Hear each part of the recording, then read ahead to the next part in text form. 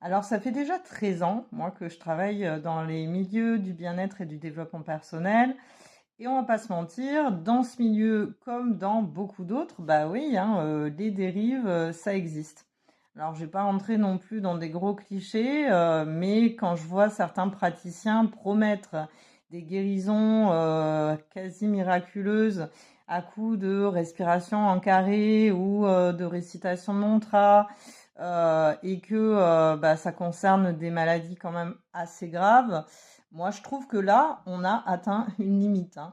Et pour moi, ben, ce type de pratique, eh bien, c'est bien de les signaler, tout simplement. Mais après, je trouve aussi que on parle beaucoup en fait de la responsabilité du praticien, et ça c'est essentiel et bien sûr c'est bien.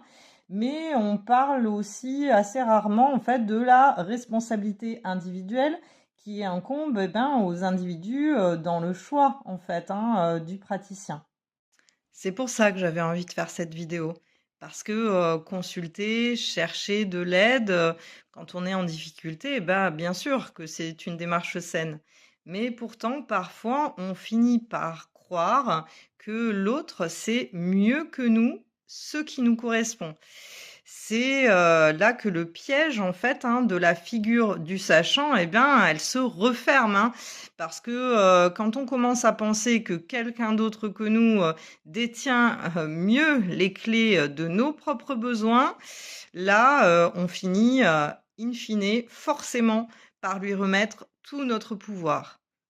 Mais en réalité, qui, à part vous, sait mieux que vous ce qui se passe à l'intérieur quand quelqu'un vous parle ou vous amène, des éléments, sur votre vie?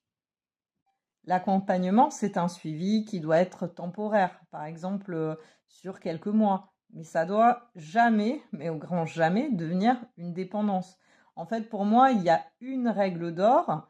Si la parole de l'autre ne vous apporte pas plus d'autonomie, plus de liberté et plus de clarté sur vous-même, alors là, il y a un vrai problème.